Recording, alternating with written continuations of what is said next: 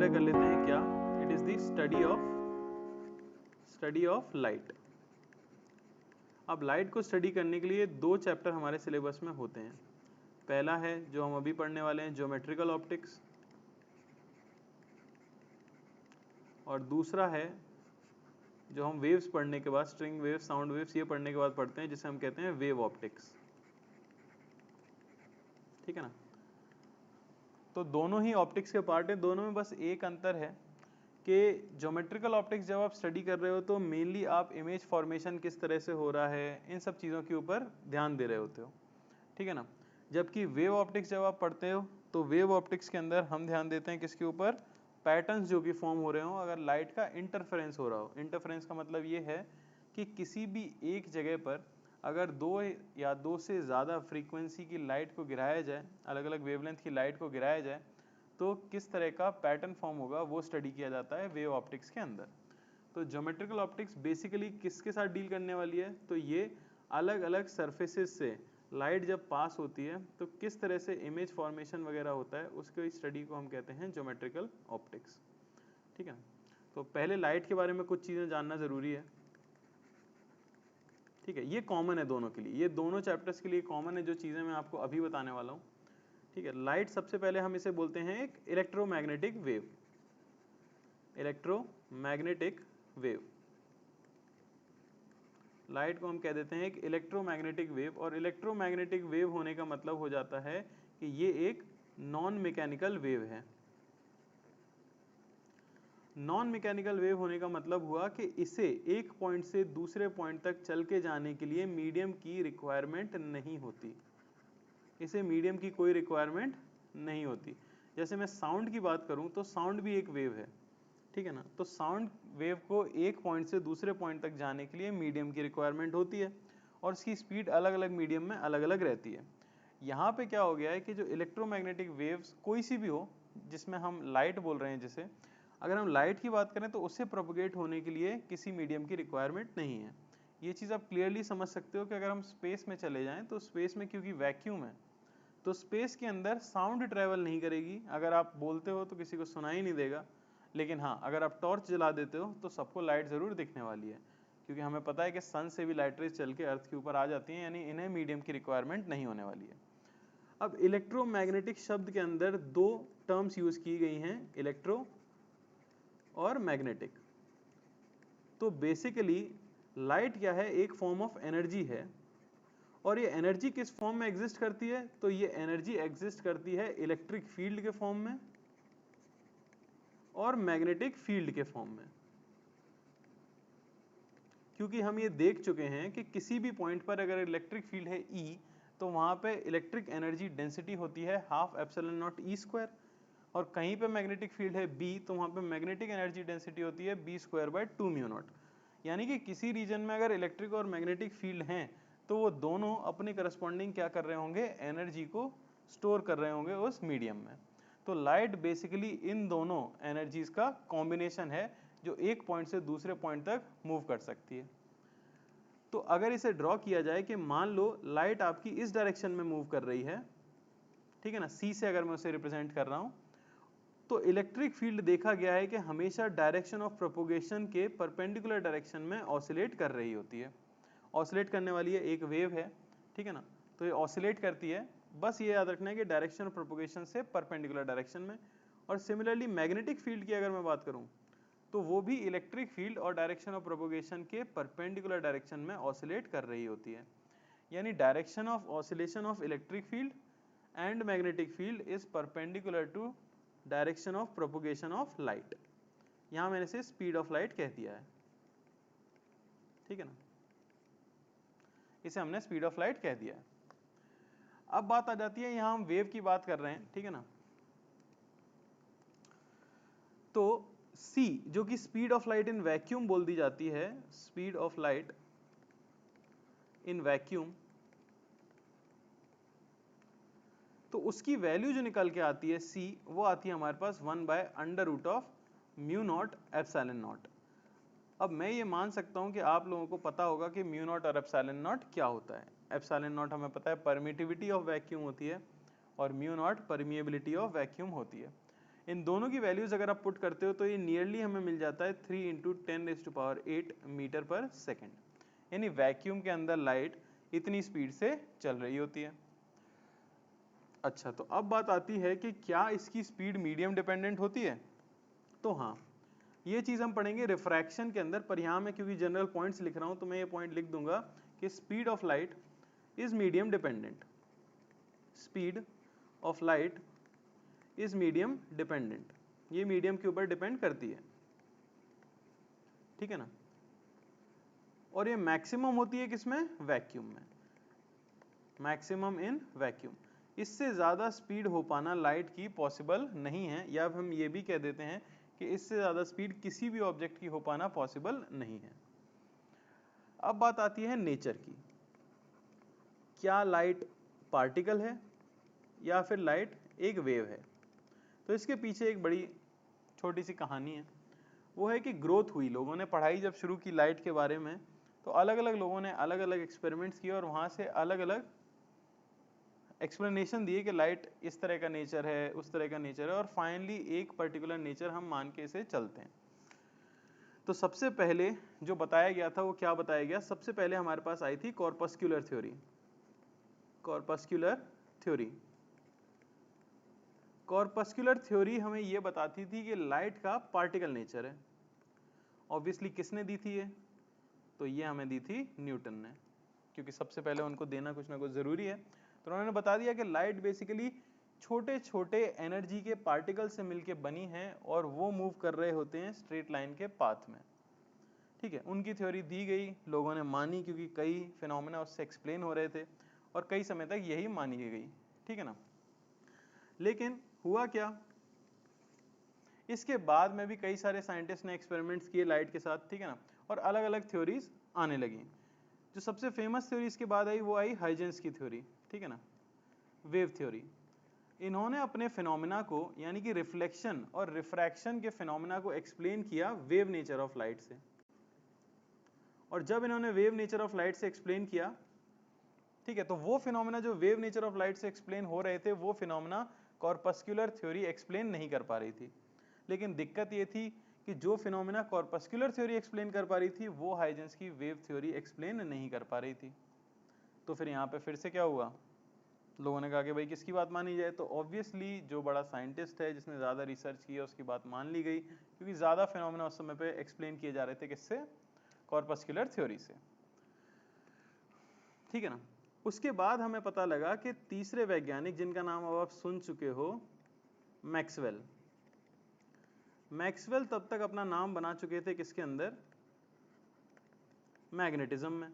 जैसे कि हम देख चुके हैं कि मैग्नेटिज्म हद से बड़ी ब्रांच है फिजिक्स की, जिसका थोड़ा सा हमने अभी रिव्यू किया था कुछ चैप्टर्स में।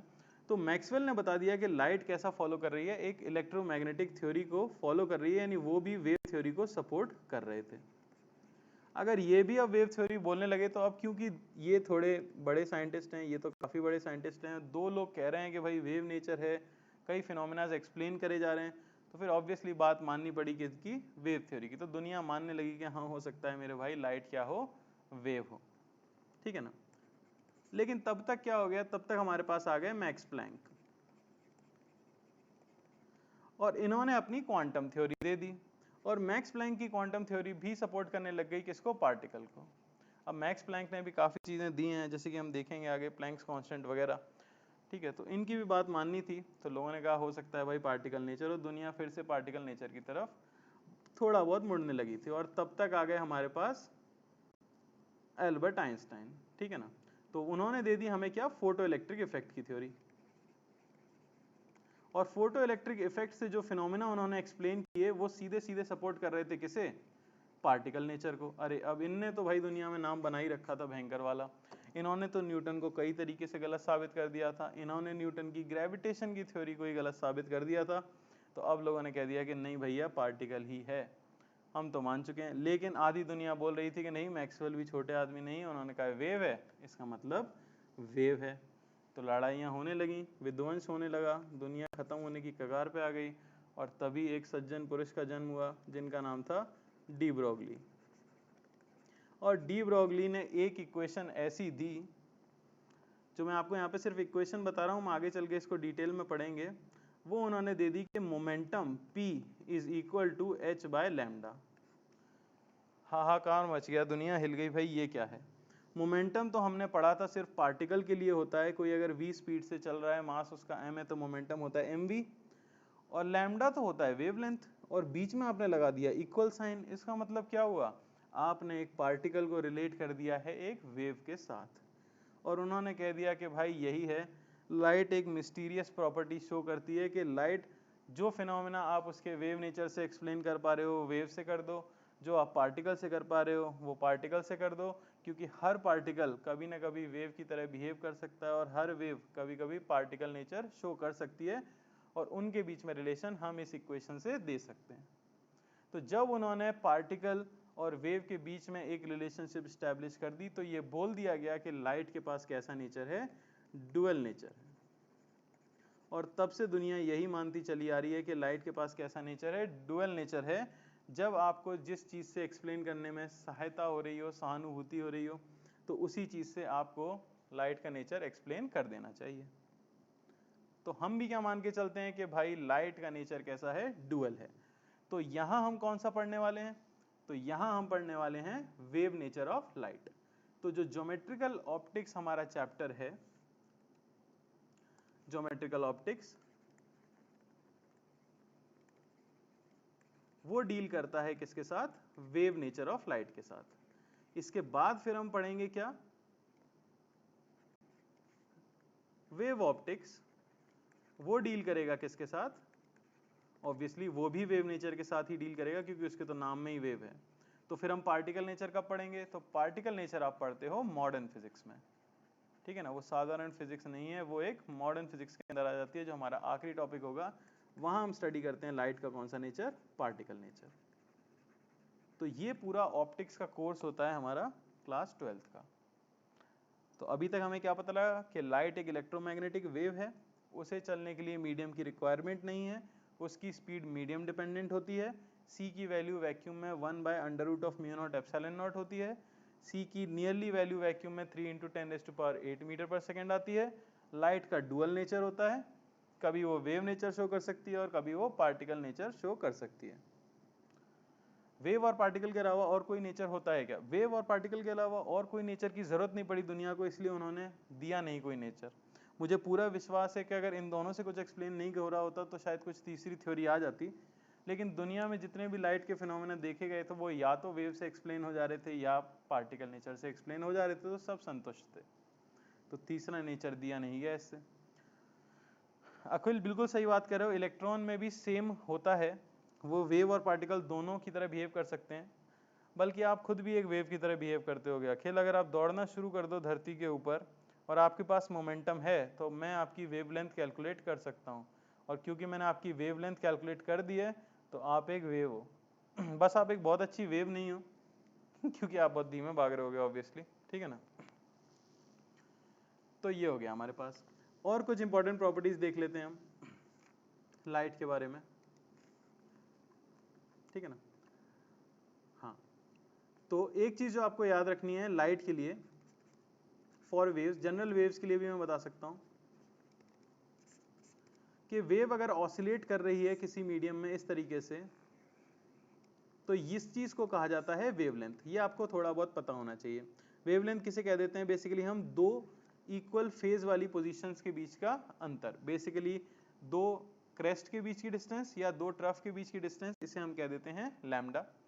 वेव अगर v स्पीड से आगे बढ़ रही है तो रिलेशन हमें जो मिलती है वो मिलती है v बराबर f लैम्डा। ये सिंपल सा फॉर्मूला कहाँ से आता है ये भी हम बता सकते हैं। वेव अगर v स्पीड से चल रही है तो एक टाइम पीरियड t में वो कितना चल लेगी, डिस्टेंस जो वो कवर करेगी इन वन टाइम पीरियड, अगर वो v स्पीड से वेव आपकी आगे बढ़ रही है। वेव का मतलब समझते हो, वेव का मतलब होता है एनर्जी इन प्रोपोगेशन। ये भी मैं बता दूं, एनर्जी इन प्रोपोगेशन या ट्रांजिट, ऐसी एनर्जी जो एक जगह से दूसरी जगह तक बह रही हो उसको आप क्या कहते हो, वेव कहते हो। तो अगर मैं बोलूं कि वेव हमारी कांस्टेंट स्पीड v से चल रही थी तो t टाइम में वो कितनी दूरी चल रहेगी, तो आपको पता है डिस्टेंस हो जाता है स्पीड इनटू टाइम। डिस्टेंस हो जाता है हमारा स्पीड इनटू टाइम, तो इसे मैं सिंपली क्या कह सकता हूं, v इनटू टी। ये हो जाती है डिस्टेंस। तो एक टाइम पीरियड ये होता है ऑसिलेशन का, जहां से शुरू हुआ था वहीं आ गया, एक टाइम पीरियड ये होता है। तो इसमें जितनी दूरी वो चला उसी को हम लैम्डा कह देते हैं, वेवलेंथ। यानी distance travelled by energy in one time period of oscillation is called the wavelength of wave. तो लैम्डा आपको देखो क्या मिल जाएगा, 1/t को क्या कहते हो आप, फ्रीक्वेंसी कहते हो, तो यही फॉर्मूला आ गया v बराबर एफ लैम्डा। तो ये याद रखना है आपको। वेव के लिए v जो है मीडियम डिपेंडेंट है, लैम्डा जो है मीडियम डिपेंडेंट है, पर फ्रीक्वेंसी जो है ये मीडियम इंडिपेंडेंट होती है, ये याद रखना, मीडियम इंडिपेंडेंट होती है। ये किसकी प्रॉपर्टी होती है, तो ये प्रॉपर्टी होती है सोर्स की, जो आपकी वेव को प्रोड्यूस कर रहा है उस सोर्स की प्रॉपर्टी होती है। इसका उदाहरण मैं इस तरीके से दे सकता हूं कि मान लो आपके पास एक रोप है, कंफ्यूज मत होना कोई भी, ये जो चीजें मैं आपको बता रहा हूं ये जनरल हैं, ये wave optics, string wave, sound waves, geometrical optics सबके लिए कॉमन चीजें हैं, हम जनरल वेव के बारे में जान रहे हैं, ठीक है ना। मान लो मैंने एक रस्सी बांध रखी है और यहां से मैंने रोप को पकड़ रखा है, और अब मैं क्या करता हूं, रोप को ऑसिलेट कराता हूं ऊपर नीचे इस तरह से, तो रस्सी में एक शेप बनता है, ठीक है ना, ये सब आपने देखा होगा। रस्सी में एक शेप बनता है जिसे हम पल्स बोलते हैं, ठीक है ना, कुछ इस तरह का शेप बनता है, और वो शेप क्या करने लगता है, आगे बढ़ने लग जाता है, ठीक है। अब मान लो आपसे कोई कह दे कि भाई रस्सी यहां तक तो कुछ थिकनेस की थी, आगे जाके रस्सी मोटी है, तो बताओ जो फ्रीक्वेंसी होगी वेव की वो बदलेगी क्या रस्सी चेंज होने पर। तो फ्रीक्वेंसी का मतलब तो क्या हो गया मेरे भाई कि 1 अपॉन टाइम पीरियड। अब अगर आप अपना हाथ ऊपर नीचे 1 सेकंड में 4 बार कर रहे हो, तो आगे रस्सी का मीडियम कितनी भी बार बदलता रहे, इफेक्टिवली पल्स तो ऊपर नीचे सिर्फ 4 बार ही हो सकती है ना, क्योंकि वो तो डिपेंड कर रहा है आपके सोर्स के ऊपर। तो जो हमारी frequency of oscillation of source होगा वो डिपेंड नहीं करेगा कि वेव ने मीडियम चेंज किया है या नहीं किया है। हमारी पल्स पतली रस्सी से मोटी रस्सी में जाए या मोटी रस्सी से पतली रस्सी में जाए, उससे कुछ फर्क नहीं पड़ने वाला है। फ्रीक्वेंसी ऑफ ऑसिलेशन सिर्फ किस पे डिपेंड करती है, सोर्स पे डिपेंड करती है। सेम चीज होती है लाइट के साथ। अगर किसी सोर्स ने 600 हर्ट्ज की फ्रीक्वेंसी पे लाइट को एमिट किया है, इसका मतलब क्या हुआ, इसका मतलब हुआ कि उसने जो वेव फेंकी है वो 1 सेकेंड में 600 बार, और 600 बार अपने डायरेक्शन चेंज करती है, बेसिकली ऑसिलेशन उसका होता है, तो वो चीज मीडियम से इंडिपेंडेंट रहेगी। समझ आ रही है बात। यानी ऑन चेंजिंग मीडियम में क्या कह सकता हूं, ऑन चेंजिंग मीडियम बाकी सब कुछ बदल जाएगा, बाकी सब कुछ बदलता है। On changing medium frequency remains same, frequency same है, यानी कि v1 बाय लैम्डा 1 ये इक्वल होना चाहिए v2 बाय लैम्डा 2, ये आपको याद रखना है। v1 बाय लैम्डा 1 ये इक्वल होना चाहिए v2 बाय लैम्डा 2। क्या सबको बात क्लियर है, ये समझ आया क्या।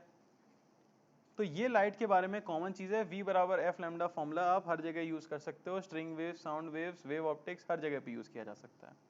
फ्रीक्वेंसी सोर्स की प्रॉपर्टी है, ये एक इंपॉर्टेंट पॉइंट हमें यहां से पता लगा। देखो तो अब इस पे कुछ साधारण सवाल पूछ लिए जाते हैं, ठीक है ना, या फिर पहले कुछ चीजें हम बात कर लेते हैं लाइट के बारे में। तो लाइट अब किसे बोला जाता है, तो उसके लिए हमें जानना जरूरी क्या है, इलेक्ट्रोमैग्नेटिक स्पेक्ट्रम। इलेक्ट्रोमैग्नेटिक स्पेक्ट्रम यानी कि जो मैंने नाम बोला था इलेक्ट्रोमैग्नेटिक वेव्स, उनमें कौन कौन इंक्लूडेड होता है, किस किस को हम इलेक्ट्रोमैग्नेटिक वेव कहते हैं, ठीक है ना। सौरभ तुम कह रहे हो कि आपने ऑब्जर्व किया है कि लाइट का शैडो नहीं होता, बहुत अच्छी बात है, उसका मैं अभी आपको रीजन बता देता हूं, ठीक है ना। कोई मुझे ये बता सकता है कि लाइट विजिबल है या इनविजिबल है, क्या आप लाइट को देख सकते हो,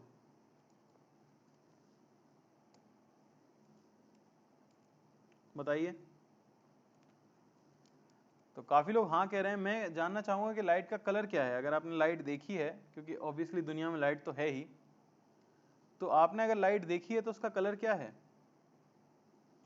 बेटा ये सब फिनोमेना में मत जाया करो, देखो क्वेश्चन को गलत साबित करने की कोशिश मत किया करो, स्कैटरिंग घुसेड़ दिया, ये घुसेड़ दिया, वो घुसेड़ दिया। मैं आपसे ये पूछ रहा हूं मेरे भाई कि सिर्फ क्या आप लाइट को देख सकते हो क्या, क्या आप लाइट को देख सकते हो? अच्छा, अब दूसरा सवाल है मेरा कि आप सब लोग अभी बैठे हुए हो अपने रूम में, क्या आप अपनी आंख को देख पा रहे हो? क्या आप अपनी आंख को देख सकते हो? अब मिरर मत बोलना प्लीज, ये इतना घटिया जोक मैं सह नहीं पाऊंगा, बेहोश हो जाऊंगा, ठीक है ना? बैठे बैठे क्या आप अपनी आंख को देख सकते हो? नहीं। आपके पास आंख है? हाँ, ऑब्वियसली। कैसे पता? क्योंकि हम देख पा रहे हैं। अच्छा, अब मुझे ये बात बताओ, आप अपने सामने स्क्रीन को देख पा रहे हो? हाँ, आप बोलोगे। कैसे देख पा रहे हो? तो आप कहोगे कि स्क्रीन में से लाइट निकल रही है, मेरी आंख में जा रही है, और इसलिए मैं स्क्रीन को देख पा रहा हूं। अच्छा, कि कई लोगों ने आंसर दिया कि लाइट हमने देखी और उसका कलर व्हाइट है। अच्छा, अगर उसका कलर व्हाइट है तो ऐसा सोच के देखो कि आपकी आंख और स्क्रीन के बीच में लाइट है कि नहीं है? लाइट है। तो क्या आपको अपनी आंख और स्क्रीन के बीच में व्हाइट व्हाइट दिख रहा है क्या? अगर आपको दिख रहा है तो उसे कैटरेक्ट की समस्या कहते हैं, मोतियाबिंद बोला जाता है उसे। नहीं दिख रहा होगा। उसका कारण ये है कि जैसे हम अपनी आंखों की मदद से किसी चीज को देख पाते हैं, तो जब आप आंखों की मदद से किसी चीज को देख पाते हो तो ऑब्वियसली आप बैठे बैठे अपनी आंख को तो नहीं देख सकते ना, क्योंकि किस चीज की मदद से देखोगे? सिमिलर चीज लाइट के साथ है। हम किसी भी चीज को देख इसलिए पाते हैं क्योंकि वो लाइट रेज हमारी आंख में एंटर करती हैं। तो जब मैं लाइट की मदद से ही देख पाता हूं तो मैं लाइट को कैसे देखूंगा? अरे मैं लाइट को देखूंगा कैसे? कैसे दिखेगी मुझे लाइट? अगर मुझे लाइट रेज दिखती होती तो मैं कमरे से बाहर निकलता और हजारों करोड़ों रेज मुझे अपने सामने दिख रही होती। दिखनी चाहिए कि नहीं दिखनी चाहिए? क्योंकि लाइट तो इधर उधर टकरा के रैंडमली घूम रही पूरी दुनिया में, तो आपको किरणें ही दिखती रहनी चाहिए थी, दुनिया काफी गंदी दिखती। समझ रहे हो ना बात भाई? तो हम लाइट को देख नहीं सकते हैं, क्यों? क्योंकि हम लाइट की वजह से देख सकते हैं। तो जो विजन का रीजन है, आप उस रीजन को थोड़ी ना देख सकते हो। बात समझ आई? हाँ, बात आपका सही है, क्योंकि लाइट के अंदर 7 मेजर कलर्स जो हम पढ़ते हैं, VIB GO GYOR, ठीक है ना, उनका टोटल कॉम्बिनेशन व्हाइट कलर आ जाता है। समझ आ रही है बात? तो अब देखो मेरे भाई, इलेक्ट्रोमैग्नेटिक स्पेक्ट्रम का मतलब क्या है? कई सारी जो इलेक्ट्रोमैग्नेटिक वेव्स होती हैं उन्हें डिपेंडिंग ऑन उनकी वेवलेंथ और फ्रीक्वेंसी डिवाइड किया गया है एक स्पेक्ट्रम में। समझ आ रही बात? जो स्टार्ट हो जाती है कहां से? सबसे पहले आती हैं रेडियो वेव्स, ठीक है ना, फिर आती हैं माइक्रोवेव्स, ठीक है ना, फिर आ जाता है हमारा इंफ्रारेड, फिर आ जाता है आपका विजिबल रीजन, फिर आ जाता है आपका अल्ट्रावायलेट, स्पेलिंग पे मत ध्यान देना अगर गलत हो तो, ठीक है ना, फिर आ जाती हैं आपके पास क्या? एक्सरेज, फिर आती हैं गामा रेज, और फिर और सारी भी रेज होती हैं, पर हमारे सिलेबस में सिर्फ यही हमें याद रखनी होती हैं। राइट लेफ्ट से अगर मैं राइट की तरफ चलता हूं तो बताओ वेवलेंथ क्या हो रही होती है? बढ़ रही होती है या घट रही होती है? लैम्डा। तो लैम्डा आपका घट रहा होता है। और अगर मैं फ्रीक्वेंसी की बात करूं तो फ्रीक्वेंसी आपकी बढ़ रही होती है। ये याद रखना होता है, ये सबने पढ़ा भी होता है, ये हमें याद भी रखना होता है। रेडियो वेव्स की फ्रीक्वेंसी सबसे ज्यादा होती है और उनका यूज भी आपको पता है। रेडियो वेव्स का यूज हमें पता है भाई किस काम आता है? इधर से उधर डेटा को ट्रांसमिट करने के काम में आता है, जैसे रेडियो चलता है हमारा। माइक्रोवेव तो सबको पता ही है, अगर आप आलसी हो, आप गैस नहीं जलाना चाहते, तो आप खाना माइक्रोवेव में बना ही पा रहे हो, ठीक है ना। तो इनमें एनर्जी है, बेसिकली आप ये समझ लो। अगर आपको ऑर्डर याद नहीं रहता है तो मैं इसका एक मेथड बता सकता हूँ। सबसे ज्यादा स्ट्रॉन्ग कौन सी वाली आपको पता है? लोग कहते हैं एक्सरे हानिकारक हैं, गामा रेज हानिकारक हैं। तो जिसकी जितनी ज्यादा एनर्जी होगी उसकी उतनी ज्यादा फ्रीक्वेंसी होगी, ये याद रखो। और क्योंकि हर इलेक्ट्रोमैग्नेटिक वेव की स्पीड तो फिक्स रहती है, सभी जो है सी से घूम रहे होते हैं वैक्यूम के अंदर, सभी की स्पीड सी रहती है वैक्यूम के अंदर, और हमें पता है कि v बराबर एफ लैम्डा। तो क्योंकि हम ये जान चुके हैं कि एक्सरे खतरनाक है, उनकी फ्रीक्वेंसी कैसी है? हाई है, और v तो कांस्टेंट है, तो देख सकते हो आप लैम्डा जो है वो इनवर्सली प्रोपोर्शनल होता है फ्रीक्वेंसी के। जितनी ज्यादा फ्रीक्वेंसी उतनी कम क्या होगी? वेवलेंथ होगी। तो उनकी वेवलेंथ कम होती जाती है लेफ्ट से राइट चलने पर फ्रीक्वेंसी क्या होती रहती है? बढ़ती रहती है। अच्छा, अब बात क्या है कि इन रीजन को, ये जो रीजन है इसकी जो वेवलेंथ देखी जा रही थी, इस रीजन की जो वेवलेंथ देखी जा रही थी, वो रिजल्ट कर रही थी किसके अंदर? विजन के अंदर। अब हर किसी की आंख अलग अलग तरह की होती है, हाँ इंसानों के लिए एक जनरल स्टैंडर्ड बना दिया गया है। तो बात यह है कि इस वेवलेंथ की लाइट जब आपकी आंख के अंदर जाती है तो आपको चीजें दिखने लग जाती हैं। तो इसीलिए इस रीजन को हमने नाम दिया था विजिबल रीजन। समझ आ रही है बात? Visible region.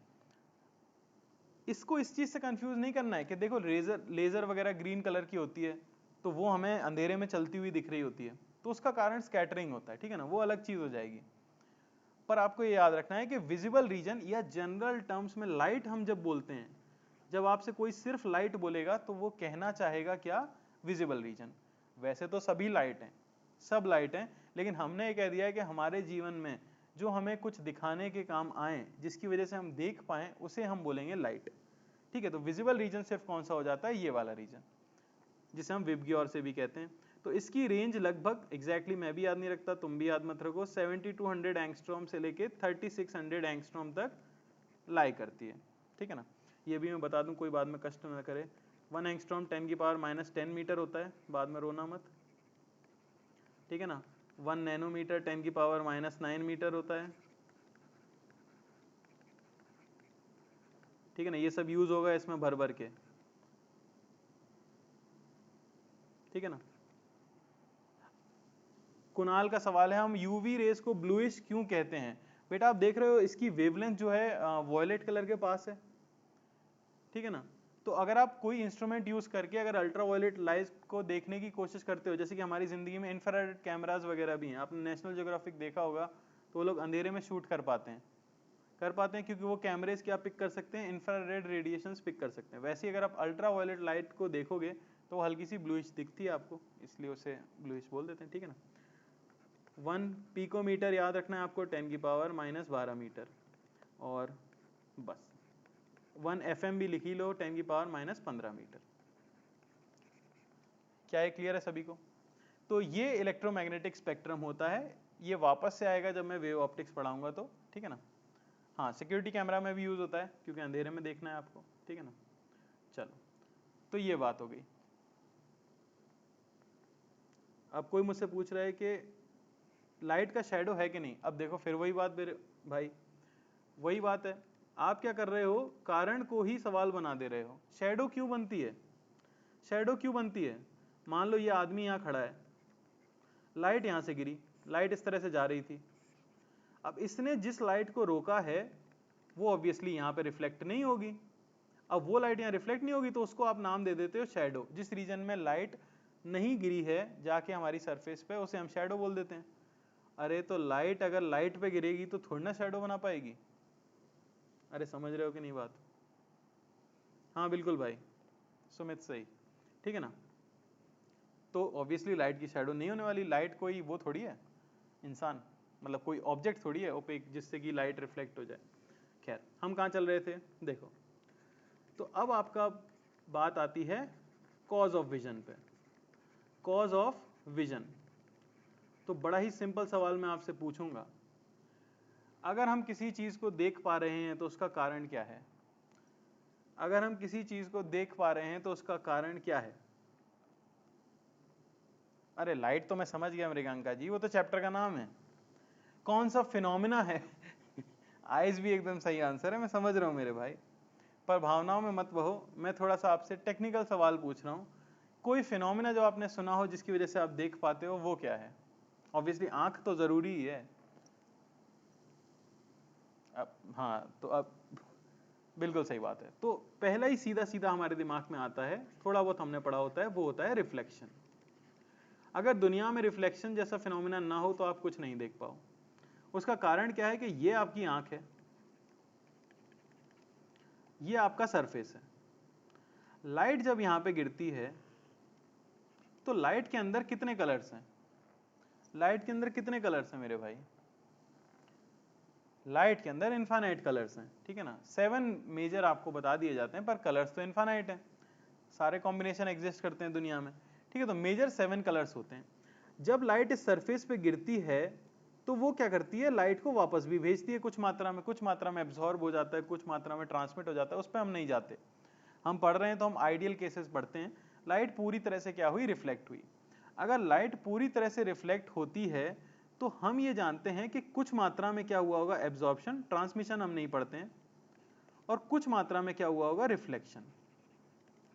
तो जो कलर सबसे ज्यादा स्ट्रांगली रिफ्लेक्ट किया जाता है उसी कलर की ऑब्जेक्ट आपको दिखती है। समझ आ रही है बात? जो कलर सबसे स्ट्रांगली रिफ्लेक्ट होता है वही कलर की चीज आपको दिखती है। तो मान लो अगर आपने देखा इस तरह से और आपके दिमाग में आपको दिखा क्या? ब्लू।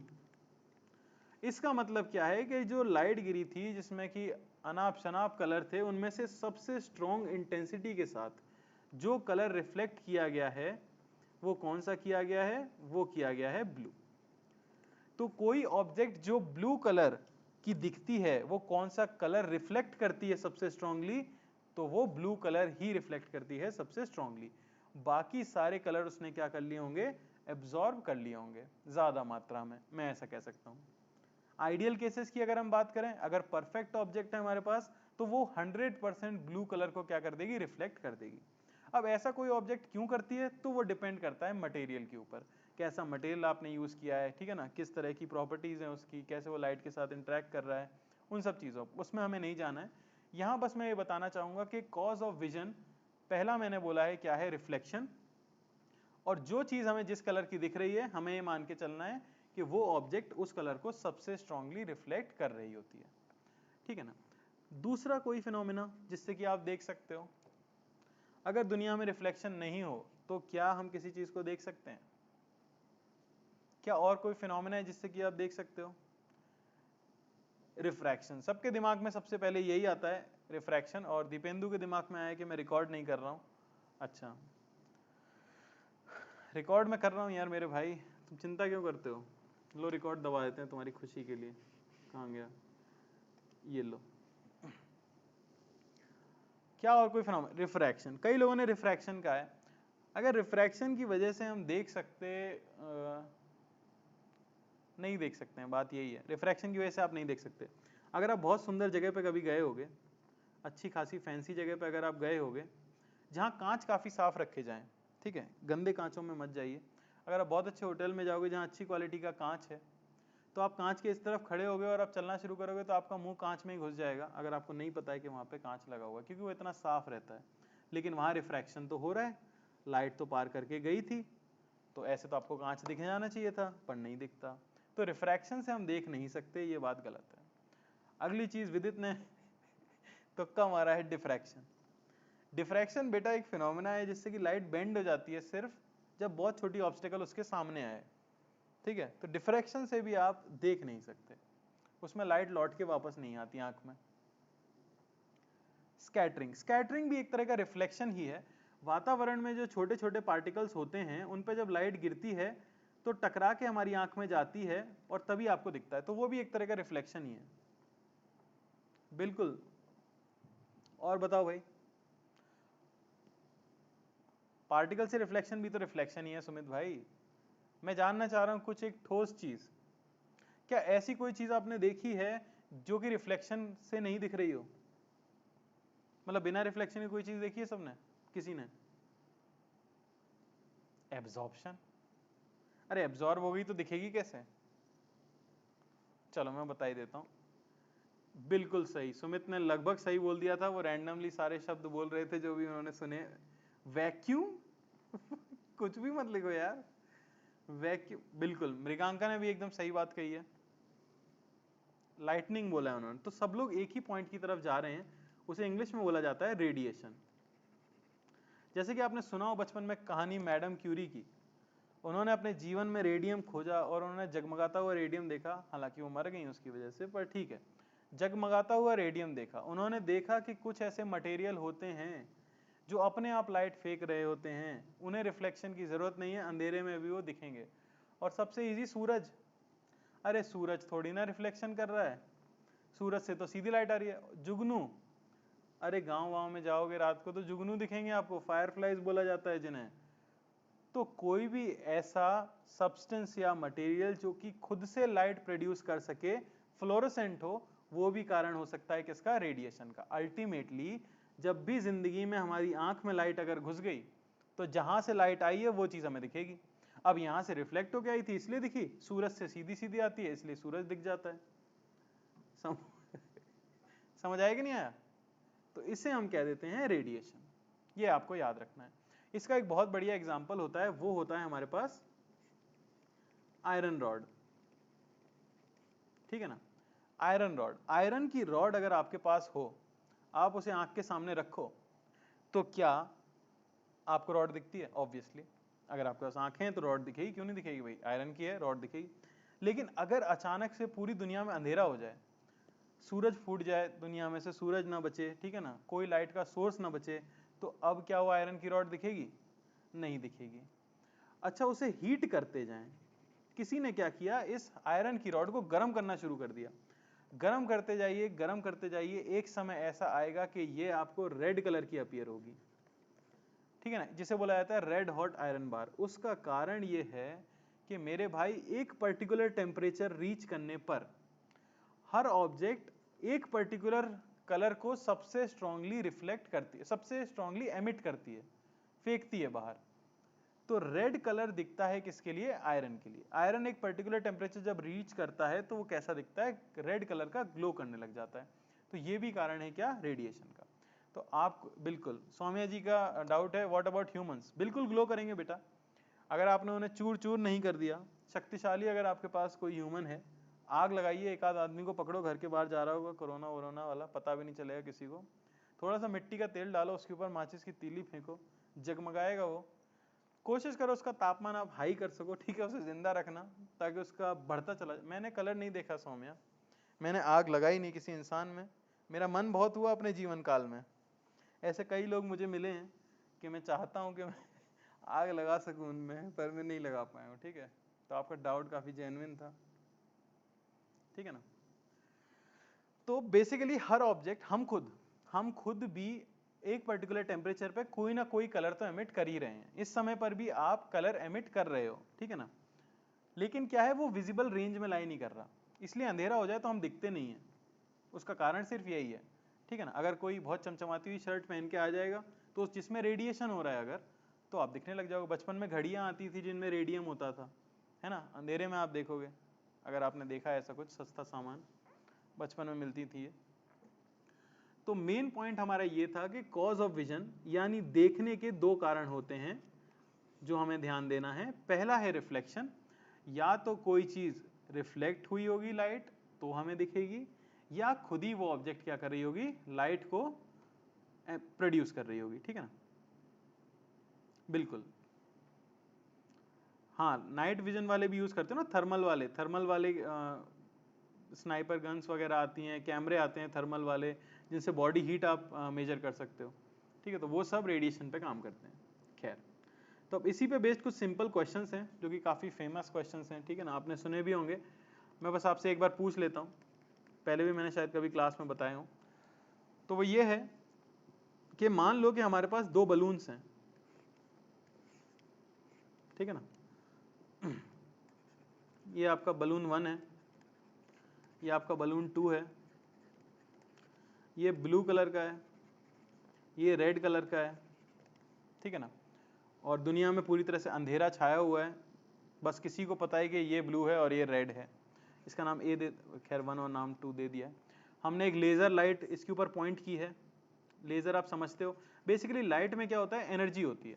अभी हमने देखा लाइट में एनर्जी होती है, ठीक है। तो किसी को अगर एनर्जी दी जाए तो उसका टेम्परेचर बढ़ना चाहिए, हम थर्मोडायनेमिक्स में पढ़ चुके हैं, ठीक है ना।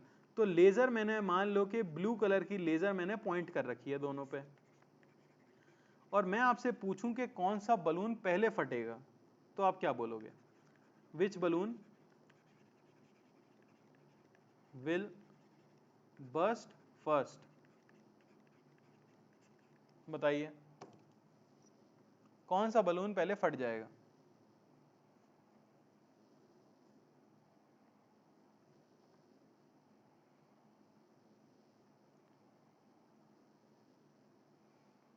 दोनों साथ में फटेंगे। रोहन जी, आप ऐसा क्यों कह रहे हैं, कोई कारण है इसका?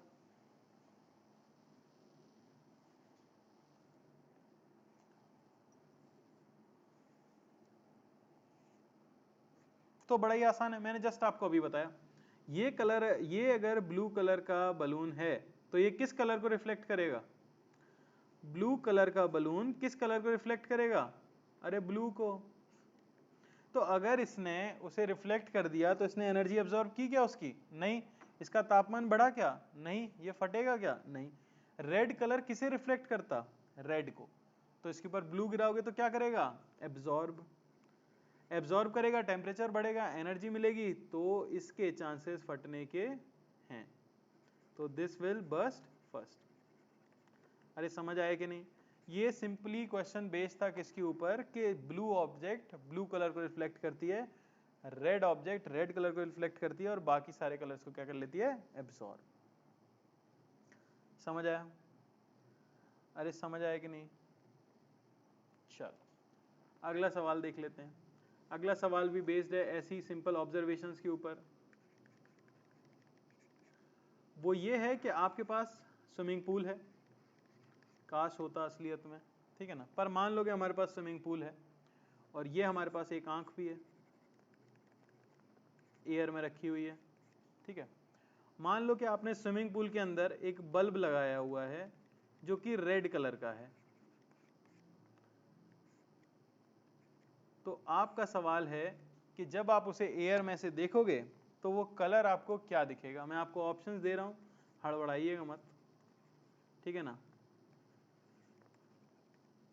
अरे मर जा।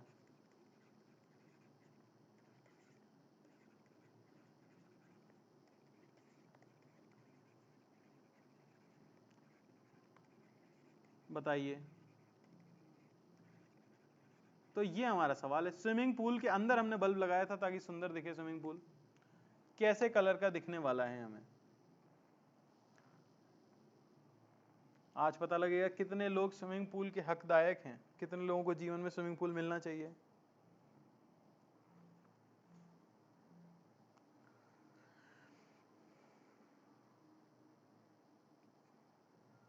सभी लोग बढ़ चढ़ के पार्ट ले रहे हैं, बढ़िया है। एक और ऑप्शन अभिरूप ने बना दिया, मैं लिख भी देता हूं, रेडिश वॉयलेट। रेडिश वॉयलेट मतलब ये कलर क्या होगा मेरे भाई, ये बताओ पहले। ये इश जब हम लगाते हैं तो आसपास वाले कलर के लिए लगाते हैं ना यार, कि उनका मिक्सचर होगा। रेडिश वॉयलेट, ये तो एक्सट्रीम वाले कलर को मिक्स कर दिया तुमने। क्रिम्सन रेड, ओहो मृगांका जी, गूगल किया था क्या? क्रिम्सन तो तुम नहीं, अब तुम्हें पता ही नहीं होगा क्रिम्सन रेड होता क्या है। हद कर दी यार, कुछ भी।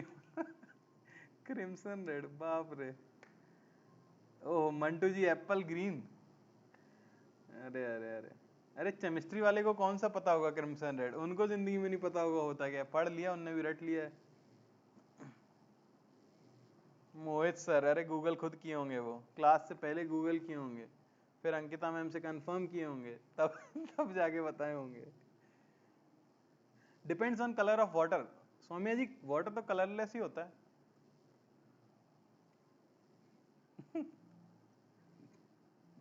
Brick red. चलो काफी हो गया। तो ऐसा सोच के देखो ना यार, आप आम जिंदगी में तो जानते हो ना, मान लो तुम्हारे घर में सही में पूल आ गया, ठीक है, तुमने पहले मिठाई विठाई बंटवा दी। अब मान लो तुम्हें रात में ग्लो करवाना था पूल, तुम्हें पूल के अंदर रेड लाइट चाहिए, ठीक है, तुम शौकीन हो, तुम दुकान पे जाके क्या बोलोगे? दुकान वाले को क्या बोलोगे? दुकान पे कोई होंगे आपके राजू श्याम भैया, उनसे क्या बोलोगे? मुझे किस कलर का बल्ब दे दो। सौरभ बोल रहे no colour because the bulb will fuse. अरे राम, नहीं बेटा, फूल में होता है बल्ब, ऐसे सीधे जाके जमीन में नहीं लगा देना होता। आप ये सोच के देखिए कि आप दुकान पे जाके ये थोड़ी कहेंगे कि भैया आपने ज्योमेट्रिकल ऑप्टिक्स पढ़ा है क्या, एक्चुअली मैं चाहता हूं कि मेरे पूल में रेड कलर का बल्ब दिखे, तो उसके करस्पॉन्डिंग वेवलेंथ का आप एक बल्ब मुझे दे दीजिए। अगर आप ऐसा बोलेंगे दुकान वाले से तो करंट का झटका जरूर दे देगा आपको, समझ रहे ना, बल्ब तो देगा नहीं, क्योंकि भाई ज्योमेट्रिकल ऑप्टिक्स उसने तो पढ़ी नहीं, इतना डीप तो नहीं समझेगा वो कि वेवलेंथ चेंज होने के बाद कौन सा कलर दिखेगा। तो बात यही है, बात यह कि यहाँ पे वेवलेंथ मान लो कि 6000 थी, ठीक है ना, मैं ऐसा बोल दूं, तो क्या यहाँ पे वेवलेंथ 6000 होगी? एक चीज तो मैं श्योर हूं कि वेवलेंथ मीडियम डिपेंडेंट है, तो यहाँ 6000 नहीं होगी। तो क्या कलर बदलेगा? तो कलर नहीं बदलेगा, आंसर आता है तब भी रेड। ऑब्वियसली दुनिया आसान है, मुझे पूल के अंदर लाल बल्ब लगाना है तो मैं दुकान पे जाके लाल ही मांगता हूँ, है ना, इतना कोई कैलकुलेशन नहीं करेगा। उसका कारण ये है मेरे भाई कि वेवलेंथ चेंज हुई पर कलर चेंज नहीं हुआ। इसका कारण क्या है? इसका कारण ये है कि आपको यहाँ जो फ्रीक्वेंसी की लाइट एमिट की जा रही है, फ्रीक्वेंसी मीडियम चेंज होने से चेंज तो होती नहीं है, फ्रीक्वेंसी तो मीडियम चेंज होने से चेंज होती नहीं है, पर आप कहोगे कि वेवलेंथ तो बदल गई। तो अगर रेड कलर 6000 के करस्पॉन्डिंग था तो फिर यहाँ पे 6000 तो है नहीं, तो रेड कैसे हो सकता है? तो बात यह है कि वेवलेंथ भी तो मीडियम डिपेंडेंट है। वहां जो मैंने आपको लिखा दिया 7200 से लेके 3600, भाई वो तो वैक्यूम के लिए लिखाया था ना। अरे ऐसा जरूरी थोड़ी है कि हर मीडियम में 6000 एंगस्ट्रॉम की वेवलेंथ की लाइट हमेशा रेड ही कलर को करस्पॉन्ड करे, ऐसा कोई जरूरी नहीं है। आपको सिर्फ याद रखना है कि कलर जो होता है is a property of frequency, colour is a property of frequency. तो अगर फ्रीक्वेंसी चेंज नहीं हुई है तो कलर चेंज नहीं हुआ है। स्पीड और वेवलेंथ खुद को ऐसा एडजस्ट कर लेंगे कि फ्रीक्वेंसी सेम रह सके और कलर कैसा दिख सके, सेम दिख सके। तो ये फिनोमेना भी आपको याद रखना है कि भाई मीडियम बदलने से फ्रीक्वेंसी नहीं बदलने वाली है। अगर 6000 ही हो जाए तो, अगर 6000 कैसे होगा बेटा? मीडियम बदलेगा तो वेवलेंथ तो बदलेगी, कौन सा कलर दिखेगा वो हम नहीं जानते। अगर वहां पे 6000 ही पहुंचती तो फिर कलर हम नहीं बता सकते, पर आपको सिर्फ याद रखना है कि मीडियम बदलने से कलर नहीं बदलता। ये क्लियर हुआ है क्या सभी को? क्यों? क्योंकि फ्रीक्वेंसी नहीं अरे आप ब्लू बल्ब लगाओगे तब जाके ब्लू दिखेगा, ऐसा नहीं है कि लाल बल्ब लगा के हरा दिखे, पीला लगा के सफेद दिखे, तो ऐसा तो जिंदगी खराब हो जाएगी हमारी। अरे समझ रहे हो ना भाई? स्पीड भी कांस्टेंट नहीं रहती है मेरे भाई, स्पीड बदलेगी, v बदलता है, लैम्डा बदलता है, पर f नहीं बदलता है, ये मैंने आपको बताया था, है कि नहीं? अरे क्लियर है? आगे बढ़ें? अरे आगे बढ़ें क्या? चलो मैं फिर बता रहा हूँ, ज्योमेट्रिकल ऑप्टिक्स हमने शुरू नहीं किया है, ये कॉमन पार्ट चल रहा है, कॉमन चीजें हैं, छोटे छोटे से कॉन्सेप्ट्स हैं। हाँ बिल्कुल, फ्रीक्वेंसी डिसाइड करती है कलर क्या है। चलिए एक और चीज जो हमें पहले ही पढ़ लेनी होती है वो होती है intensity of light. Intensity of light, अब इंटेंसिटी की मतलब क्या हो गया? रिफ्रैक्टिव इंडेक्स से कुछ फर्क नहीं पड़ेगा अखिल जी, उससे कुछ फर्क नहीं पड़ने वाला है, सिर्फ और सिर्फ फ्रीक्वेंसी में आपको बता चुका हूं, ठीक है ना। अब हम पढ़ने वाले हैं इंटेंसिटी ऑफ लाइट। तो इंटेंसिटी का मतलब आप समझते हो, इंटेंस, इंटेंस यानी कि गंभीर, समझ रहे हो ना, कितनी मात्रा है। हाई इंटेंसिटी ऑफ लाइट का मतलब क्या हुआ बेटा? ल्यूमिनस इंटेंसिटी मतलब लाइट की इंटेंसिटी होता है, ठीक है ना, ल्यूमिनस मतलब लाइट है बेसिकली, ये बात है ना, तीव्रता। मंटू जी ने एकदम सही बात कही है, तीव्रता, ठीक है ना। तो इंटेंसिटी ऑफ लाइट बेसिकली आपको ये बताने वाली है हाई इंटेंसिटी, यानी कि मैं यहाँ पे अगर सिंपल टर्म्स में लिखूं तो energy per unit area, energy per unit area per unit time, per unit time is intensity. यानी कि अगर आपके पास कोई सरफेस है और उसके ऊपर आके एनर्जी गिर रही है तो पर यूनिट एरिया पर सेकेंड कितनी एनर्जी गिर रही है ये आपको बताता है इंटेंसिटी। समझ आई क्या बात? इसे हम कहते हैं इंटेंसिटी। तो यानी कि इंटेंसिटी हो जाएगी आपकी कितनी एनर्जी आपकी सरफेस पे गिरी अपॉन कितना एरिया, तभी तो पर यूनिट एरिया आएगा, अपॉन कितने टाइम तक। अच्छा एनर्जी बाय टाइम क्या होता है? पावर, आपने सुना होगा। तो इंटेंसिटी हो जाती है पावर बाय एरिया, ये आपको याद रखना है। यूनिट क्या हो जाएगी? वॉट पर मीटर स्क्वायर। तो energy falling per unit area per unit time is called intensity of light. अब हाई इंटेंसिटी का मतलब क्या है? ये आपके पास मान लो कि टॉर्च है जिससे लाइट निकल रही है, ठीक है, एक आंख को यहां रखा गया है I1, एक आंख को यहां रख दिया गया है I2। तो भाई किसकी आंख फूटने की संभावना है? किसमें इंटेंसिटी लाइट की बहुत ज्यादा होगी या दोनों में सेम होगी? तो आप साफ बता सकते हो भाई, अपने जीवन में हमने देखा है कि अगर टॉर्च आप इतने पास रखते हो तो पहली बात तो आप में कुछ समस्या है, ठीक है ना। दूसरी चीज कि इतना पास अगर आप रखोगे तो ऑब्वियसली लाइट वहीं से निकली है, तो हाई इंटेंसिटी E2 के ऊपर गिरने वाली है और E1 तक जाते जाते इंटेंसिटी घट जाती है। तो इंटेंसिटी किस तरह से घटती है वही हमें कैलकुलेट करना है। ठीक है, तो देखो इस पे क्वेश्चंस करेंगे हम। पहले हम देख लेते हैं intensity of point source. Intensity of point source, अब ये चीज ऑल्दो मैं साउंड वेव्स में फिर से बताऊंगा, पर मैं यहां लिख भी देता हूं कि ये लाइट और साउंड दोनों के लिए वैलिड है। लाइट का पॉइंट सोर्स हो या साउंड का पॉइंट सोर्स हो, दोनों के लिए ही आप ये यूज कर सकते हो। ठीक है ना। देखो, तो बात यह है कि मान लो आपका सोर्स है जो P पावर एमिट कर रहा है, यानी एनर्जी पर यूनिट टाइम जो वो एमिट कर रहा है वो है P, और उससे कुछ R डिस्टेंस पे आपसे बोला जाए कि बताओ इंटेंसिटी कितनी होगी। ठीक है ना, A पॉइंट पे। तो वो हम कैसे बता सकते हैं, आप ये बताइए मुझे कि जो पॉइंट सोर्स होगा वो लाइट को किस डायरेक्शन में फेंकेगा।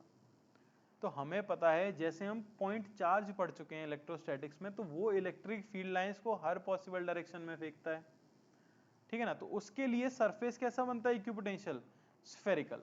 सिमिलरली सोर्स ऑफ लाइट हो या साउंड हो, वो भी लाइट को हर पॉसिबल डायरेक्शन में फेंक रहा होता है। ठीक है ना, तो आर डिस्टेंस पर अगर मैं बोलूं तो जो पूरी एनर्जी थी वो स्कैटर्ड किस में होगी, वो स्कैटर्ड होगी एक स्फीयर में, एक स्फेरिकल सरफेस में वो अपनी एनर्जी को फेंक रहा होगा चारों तरफ सेम इंटेंसिटी से। समझ आ रहा है ना, पावर पूरी तरह से फैली होगी। तो ये जो टोटल एनर्जी उसने एक सेकेंड में एमिट की होगी वो कितनी सरफेस पे जाके गिरेगी। आपको पता है जो भी एनर्जी उसने एमिट की होगी वो कितनी सरफेस पे जाके गिरेगी, तो वो स्फीयर के सरफेस एरिया के ऊपर जाके गिरेगी। तो इंटेंसिटी को मैं क्या बता सकता हूं, इंटेंसिटी को सिंपली मैं बता सकता हूं पावर बाय कितने एरिया में डिवाइड हुई है, तो सरफेस एरिया 4πr²। तो ये हो गई आपकी ए पॉइंट की इंटेंसिटी। तो याद आपको रखना है कि intensity is proportional to, inversely proportional to distance का स्क्वायर। किसके लिए, पॉइंट ऑब्जेक्ट के लिए। पॉइंट अगर लाइट का सोर्स है या साउंड का सोर्स है तो इनके लिए इंटेंसिटी इनवर्सली प्रोपोर्शनल हो जाती है किसके, डिस्टेंस के स्क्वायर के। अच्छा, अब कई बार क्वेश्चंस में टोटल एनर्जी पूछ ली जाती है। मान लो कि आपसे कोई कह दे कि ये हमारा एरिया ए है, एरिया ए है, उस पे इंटेंसिटी आई गिर रही है, तो टोटल एनर्जी कितनी गिर रही है पर सेकेंड। टोटल एनर्जी पर सेकेंड जो उसके ऊपर गिर रही है वो कितनी होगी, तो भाई इंटेंसिटी होती है एनर्जी पर यूनिट एरिया, तो एरिया पे कितनी गिर रही होगी, आई इंटू ए। अरे आसान है कि नहीं है, सिंपली आप क्या कर दोगे, इंटेंसिटी इंटू जितने एरिया पे गिर रही है उससे मल्टीप्लाई कर दोगे। साउंड वेव्स भी पढ़ना है हमें मेरे भाई, पढ़ेंगे अभी स्ट्रिंग वेव्स, साउंड वेव्स। ठीक है, तो इसके ऊपर एक क्वेश्चन कर लेते हैं फटाफट, सिंपल फॉर्मूला है। तो ये हमारा P पावर का सोर्स है। ठीक है, ये है हमारी आंख I1, ये है हमारी आंख I2, एक ही आदमी की आंख है ये मानना है आपको। ये डिस्टेंस में मान लेता हूं है R, और ये डिस्टेंस में मान लेता हूं है 3R।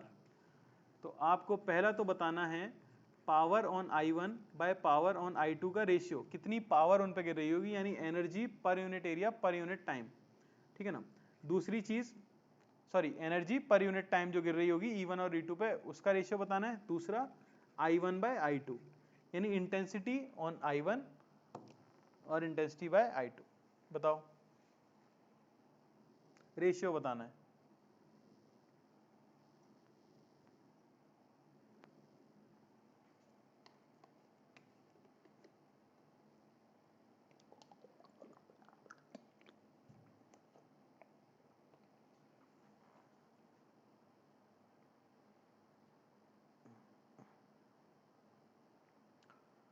Power energy per unit time, intensity energy per unit area per unit time.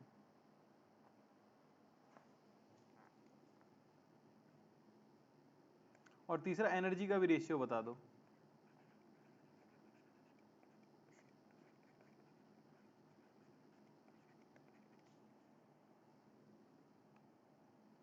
अच्छा, वही तो पावर हो जाएगी, छोड़ो इसे, पर यूनिट टाइम ही तो पूछ रहे हैं।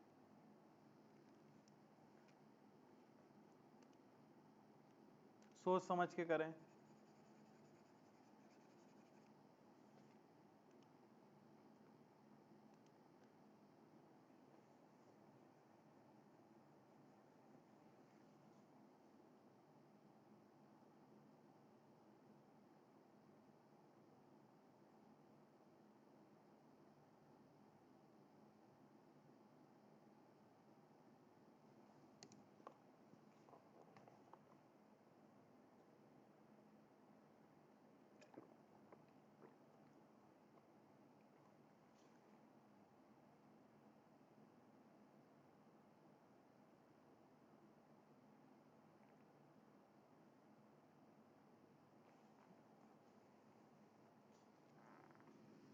आसान है। तो सबसे पहले P1 बाय P2 क्या आएगा, तो ये तो भाई 1:1 ही आएगा। क्यों? क्योंकि P पावर का अगर सोर्स है तो हर जगह पे पावर तो P ही पहुंचती है। अरे उसमें तो कुछ सोचना ही नहीं है आपको, पावर तो P ही पहुंचेगी। P पावर का ही तो सोर्स है, एमिट P कर रहा है तो P ही पावर पहुंचेगी।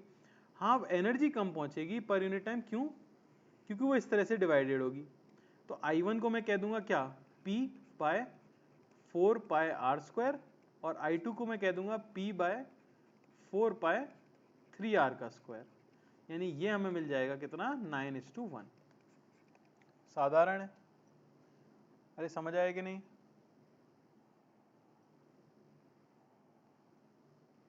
क्लियर है? तो पावर तो वहां पे कितनी पहुंच रही थी, इतनी पहुंच रही थी, ठीक है ना। चलो, तो ये थी हमारी क्या बेसिक चीजें वेव के बारे में। हमने इलेक्ट्रोमैग्नेटिक स्पेक्ट्रम देखा है, विजन का कारण क्या है वो देखा है।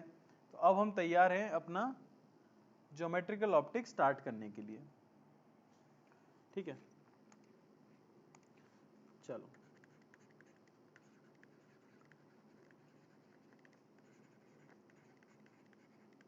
तो जैसा कि आप देख सकते हो नाम में है ज्योमेट्रिकल ऑप्टिक्स, यानी काफ़ी ज्योमेट्री इसके अंदर यूज़ होती है, काफ़ी रे डायग्राम आपको बनाने पड़ते हैं, ठीक है। तो अगर इसे क्लास में जब मैं पढ़ाता हूँ तो जनरली मैं देखता हूँ लोग बहुत सुंदर सुंदर डायग्राम बनाते हैं और काफ़ी टाइम अपना वेस्ट करते हैं। तो मैं सिर्फ एक बात कहूँगा कि पूरा ज्योमेट्रिकल ऑप्टिक्स खत्म हो जाएगा, हमें एक भी रे डायग्राम बनाने की ज़रूरत नहीं पड़ेगी। तो वो सब आप स्कूल के लिए बचा के रखें। हम कभी भी रे डायग्राम नहीं बनाने वाले हैं, हमारा मेन पर्पस है क्वेश्चन को जल्दी से जल्दी सॉल्व करना। तो उस सब टाइम पास में मत घुसना कि ये रे को मैं ट्रेस करूंगा वहां जाके इमेज बनेगी, उस सब का समय हमारे पास नहीं है, ठीक है। तो ज्योमेट्रिकल ऑप्टिक्स में ढेर सारी ज्योमेट्री है, लेकिन हर किसी का एक सिंपल मेथड भी है सॉल्व करने का, उस पर ध्यान हमें मेनली देना है, ठीक है। चलो, तो ऑब्वियसली सबसे पहले हमने देखा है कि विजन का रीजन है रिफ्लेक्शन, तो हम स्टार्ट करने वाले हैं किससे, रिफ्लेक्शन से। रिफ्लेक्शन ऑफ लाइट, ठीक है ना। तो लाइट का किसी मीडियम की बाउंड्री से टकरा के उसी मीडियम में वापस आ जाना, इस फिनोमिना को आप कहते हो रिफ्लेक्शन।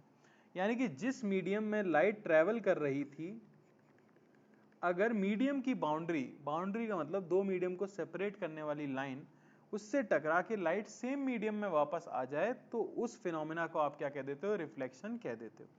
अब रिफ्लेक्शन के लिए क्या क्या जरूरी है, तो वो देखो।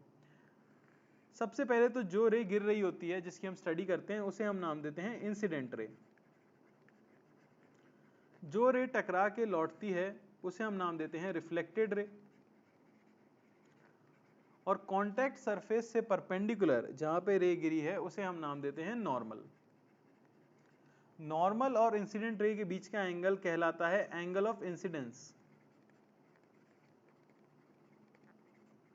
नॉर्मल और रिफ्लेक्टेड रे के बीच का एंगल कहलाता है एंगल ऑफ रिफ्लेक्शन। ये सब सबको पता है, ठीक है ना। और ये फिनोमेना कहलाता है पूरा रिफ्लेक्शन, आपको पता ही है। तो कुछ लॉज हैं रिफ्लेक्शन के जो आपको याद रखने हैं। अच्छा, ये कब वैलिड है, when surface is completely smooth. जब सरफेस कैसा है आपका, कंप्लीटली स्मूथ है, एकदम स्मूथ होना चाहिए। दरअसल अगर जूम करके देखा जाए तो हर सरफेस थोड़ा सा डिस्टॉर्टेड तो होता ही है, पर हम मान के चल रहे हैं कि कंप्लीटली स्मूथ सरफेस है। तो पहली चीज तो क्या आ जाती है उसमें, पहली चीज आ जाती है आपकी एंगल ऑफ इंसिडेंस। ये हमेशा इक्वल होगा एंगल ऑफ रिफ्लेक्शन के, कोई किसी को समस्या नहीं होनी चाहिए इसके अंदर। आई ये इक्वल होगा किसके, आर के, ठीक है ना। दूसरी चीज, incident ray, reflected ray and normal all lie in same plane, all lie in same plane। यानी ये तीनों क्या होंगे, कोप्लेनर होंगे। तो अगर मैं कह दूं कि इंसिडेंट रे को मैं आई वेक्टर से डिनोट कर रहा हूं, रिफ्लेक्टेड रे को मैं आर वेक्टर से डिनोट कर रहा हूं, और नॉर्मल को मैं एन वेक्टर से डिनोट कर रहा हूं, तो क्या आप कोई वेक्टर कंडीशन बता सकते हो रिफ्लेक्शन की, वेक्टर कंडीशन बता सकते हो रिफ्लेक्शन की। वेक्टर कंडीशन रिफ्लेक्शन की हम जो याद रख लेते हैं वो है कि n dot i cross r ये होना चाहिए 0। बॉक्स प्रोडक्ट तीनों का क्या होता है 0 ऑब्वियसली, क्योंकि तीनों कोप्लेनर हैं तो किन्हीं भी दो का क्रॉस प्रोडक्ट करोगे तो वो तीसरे से परपेंडिकुलर तो होगा ही होगा, तो उनका डॉट प्रोडक्ट क्या आ जाएगा 0 आ जाएगा। इसमें किसी को कोई समस्या? सिंपल रिफ्लेक्शन का है, दो लॉ हैं, angle of incidence, angle of reflection सबको पता था, तीनों कोप्लेनर होते हैं ये भी सबको पता था, बस थोड़ा सा वेक्टर फॉर्म में लिख दिया है, ठीक है ना। पढ़ना क्या है हमें वो देख लेते हैं। सबसे पहले आपको पढ़ना होगा reflection from plane mirror. Reflection by plane mirror, plane mirror में रिफ्लेक्शन किस तरह से होगा। तो प्लेन मिरर किसे बोल दिया जाता है? ये आपका मिरर है, कोई भी ग्लास की स्लैब अगर मैं ले लेता हूं, उसकी एक साइड को मैं क्या कर देता हूं सिल्वर कर देता हूं, तो दूसरी साइड कैसी हो जाती है रिफ्लेक्टिंग हो जाती है, देखा होगा सबने, ठीक है ना। तो जिस साइड पर आप सिल्वरिंग कर देते हो उस पर तो लाइट रिफ्लेक्ट नहीं होगी, लेकिन उसकी ऑपोजिट वाली साइड कैसे हो जाती है रिफ्लेक्टिंग हो जाती है, इसे हम प्लेन मिरर कह देते हैं। प्लेन मिरर का सिंपल सा एक सिद्धांत है, क्या? अच्छा उससे पहले एक चीज आपको बता दूं, दो शब्द यूज करेंगे हम, रियल और वर्चुअल। सबको थोड़ा बहुत आइडिया तो होगा, पर रियल का मतलब क्या होता है? जैसे रियल, रियल दुनिया किसे बोला जाएगा? जो मिरर के कहाँ हो आगे हो। और वर्चुअल दुनिया किसे बोला जाएगा? जो मिरर के पीछे हो। समझ आ रही है बात? तो मिरर जो हमारा प्लेन मिरर है वो इस फिनोमेना पे काम करता है कि distance of object from mirror must be equal to distance of image from mirror। Simple इसके ऊपर, यानी कि अगर आप उसके सामने एक ऑब्जेक्ट रख देते हो d डिस्टेंस आगे, तो उसकी इमेज बना देगा कहां d डिस्टेंस पीछे। ये आपको याद रखना है, सिंपल सी चीज है, ठीक है ना। अब इसी पे हम फोकस करने वाले हैं, जो है इमेज फॉर्मेशन। इमेज फॉर्मेशन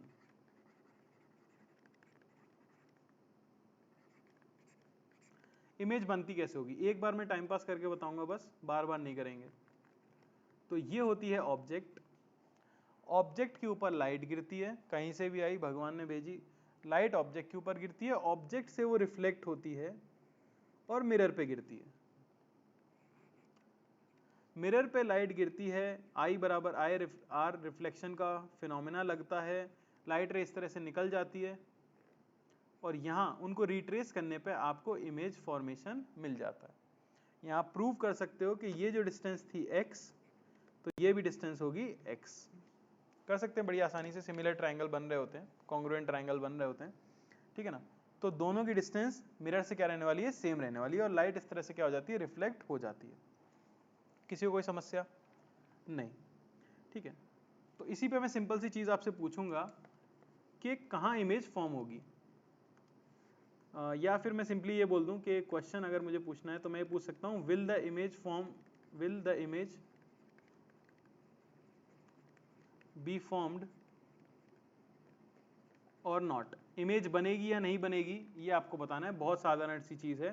पहली चीज ये आपका प्लेन मिरर है, ये आपकी ऑब्जेक्ट है, ठीक है ना। बी में मैं बोल देता हूं कि ये आपका प्लेन मिरर है और ये आपकी ऑब्जेक्ट है, और सी पार्ट ले लो कि ये आपका प्लेन मिरर है और ये आपकी ऑब्जेक्ट है। क्या पहले केस में इमेज का फॉर्मेशन होगा? क्या पहले क्वेश्चन में इमेज का फॉर्मेशन होगा? हाँ भाई, पहले में तो हो गई होगा, सबको ही पता है, जितनी भी ऑब्जेक्ट आगे है उतनी ही पीछे क्या बन जाएगी इमेज बन जाएगी, कोई समस्या नहीं है। तो यस, बी में इमेज फॉर्मेशन होगा।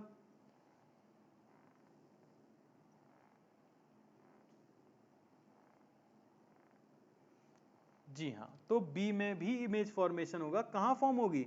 तो उसमें कुछ ऐसा रे डायग्राम बनता है,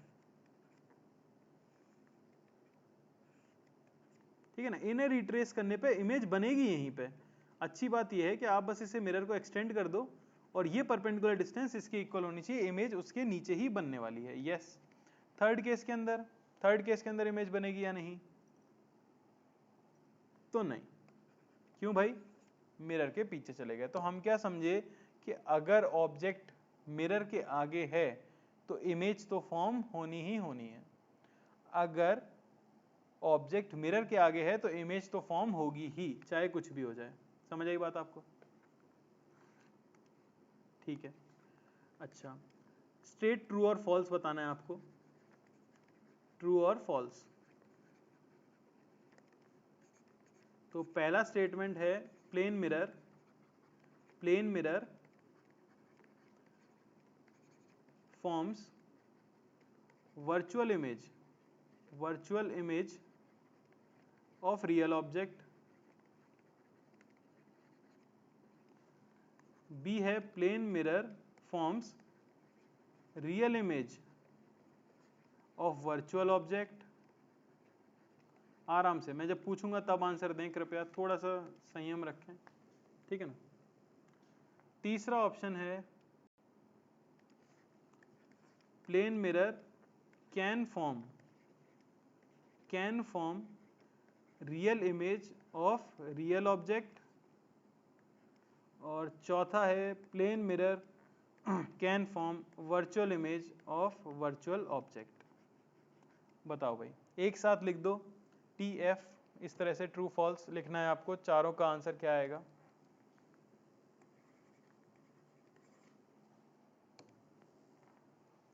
अरे एक साथ लिखो चारों का।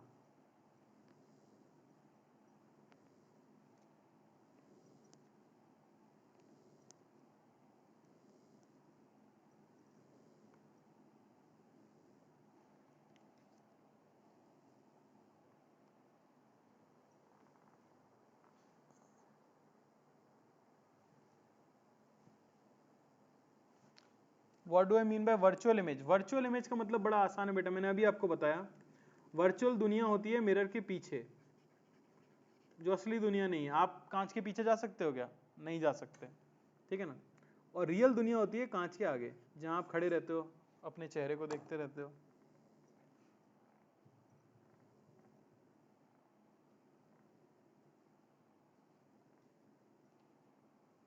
जी हाँ, तो अब मैं आंसर बता रहा हूं आपको।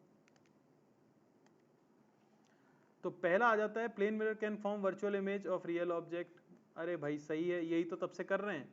अगर आप मिरर के सामने ऑब्जेक्ट रखोगे तो मिरर के पीछे इमेज बन जाएगी, तो ये ट्रू है। अगला, plane mirror can form real image of virtual object, ये भी ट्रू है। अगर आपके पास वर्चुअल ऑब्जेक्ट है, वर्चुअल ऑब्जेक्ट का मतलब क्या होता है? तो ये बहुत क्लियर होगा जब आप कर्व्ड मिरर पढ़ोगे, पर अभी भी समझ सकते हो। मान लो दूर से कहीं से रेज आ रही थी, और वो अपनी इमेज यहां बनाना चाहते थे, कुछ यहां बनाना चाहते थे ऑब्जेक्ट। समझ आ रही ना बात? या किसी ने इमेज बनाई थी, किसी दूसरे मिरर ने इमेज बनाई थी और इमेज यहां बनने वाली थी, पर आपने बीच में एक मिरर लगा दिया, तो क्या रेज यहां पे चल के जा पाएंगी? नहीं। तो इस मिरर को क्या लगेगा कि यहां पे एक वर्चुअल ऑब्जेक्ट रखी हुई है। तो देखो रेज रिफ्लेक्शन के बाद कैसे जाएंगी? इस तरह से। तो वो यहां पे बना देगा क्या? उसकी इमेज। तो आपको बस यही याद रखना है कि प्लेन मिरर रियल ऑब्जेक्ट की तो वर्चुअल बनाता है, वर्चुअल की रियल बनाता है।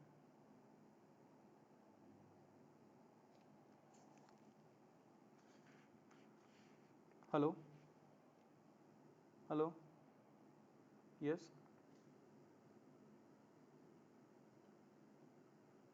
हाँ बोलिए।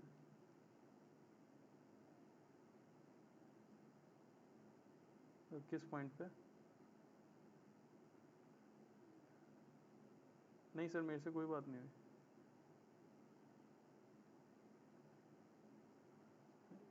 जी मैं उसमें इंटरेस्टेड नहीं हूँ सर, एक्चुअली मैं बिजी था।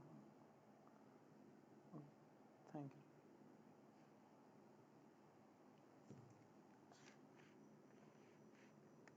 हाँ भाई, तो ये समझ नहीं आया किसी को, मैं बता देता हूँ एक बार। थोड़ा सा यहीं पे ट्रिकी चीज़ हो जाती है। तो बात है कि वर्चुअल ऑब्जेक्ट आपने देखी नहीं है इसलिए आपको लगती नहीं है, ठीक है ना। देखो ऐसा समझने की कोशिश करो मेरे भाई, थोड़ा सा मैं आपको आगे की चीज बताऊंगा पर आपको समझनी होगी, ठीक है ना। मान लो कि यहाँ पे एक कर्व्ड मिरर था, यहाँ ऑब्जेक्ट रखी थी, तो रेज इस पे ऐसे टकराई और ये अपनी इमेज बनाना चाहता था यहाँ कहीं, यहाँ इमेज बन जाती, पर किसी ने यहाँ पे प्लेन मिरर रख दिया, तो क्या यहाँ इमेज बन पाएगी? नहीं। तो रेज आके इस मिरर पे जब गिर रही है प्लेन मिरर पे, तो ये जो ऑब्जेक्ट होती है जहां इमेज बनने वाली थी उसे हम कह देते हैं वर्चुअल ऑब्जेक्ट। क्यों वर्चुअल ऑब्जेक्ट? क्योंकि ये मिरर के पीछे है। तो रेज टकराने के बाद कैसे जाएंगी बताओ? अगर रेज इस तरह से कांच पे गिरती हैं तो टकराने के बाद इसी तरह से तो जाएंगी, तो वो रियल दुनिया में मीट कर गई, तो उन्होंने उसकी इमेज कहां बना दी? यहां बना दी। तो सिर्फ हमें ये याद रखना है कि ऑब्जेक्ट अगर मिरर के आगे है तो इमेज मिरर के पीछे बनती है, ऑब्जेक्ट मिरर के पीछे है तो इमेज मिरर के आगे बनती है। वर्चुअल ऑब्जेक्ट किसे बोला जाता है? अगर किसी प्लेन मिरर के ऊपर लाइट रेज गिर रही हैं और वो पॉइंट कर रही हैं किसी ऑब्जेक्ट की तरफ जो बन नहीं पाई अच्छे से, तो फिर वो क्या बन जाती है? एक वर्चुअल ऑब्जेक्ट बन जाती है। डरना नहीं है ज्यादा। आगे क्या है? Plane mirror can form real image of real object. इसका मतलब क्या हुआ कि रेज भी इधर से आके गिरे, ये ऑब्जेक्ट रियल है आपकी, असली है ना, असली दुनिया में रखी है, तो ये कहना चाहते हैं कि ये रेज यहीं कहीं मीट हो जाए। नहीं, ये संभव नहीं है, ये चीज संभव नहीं है, तो ये चीज फॉल्स है। प्लेन मिरर क्या करता है? उसको पता है कि ऑब्जेक्ट की डिस्टेंस इमेज की डिस्टेंस इक्वल होनी चाहिए। तो अगर ऑब्जेक्ट रियल दुनिया में है तो इमेज बनती है वर्चुअल दुनिया में, ऑब्जेक्ट वर्चुअल दुनिया में तो इमेज बनती है रियल दुनिया में। इसी फंडे के ऊपर हमारा प्लेन मिरर काम करता है। तो सिमिलरली वो वर्चुअल की वर्चुअल भी नहीं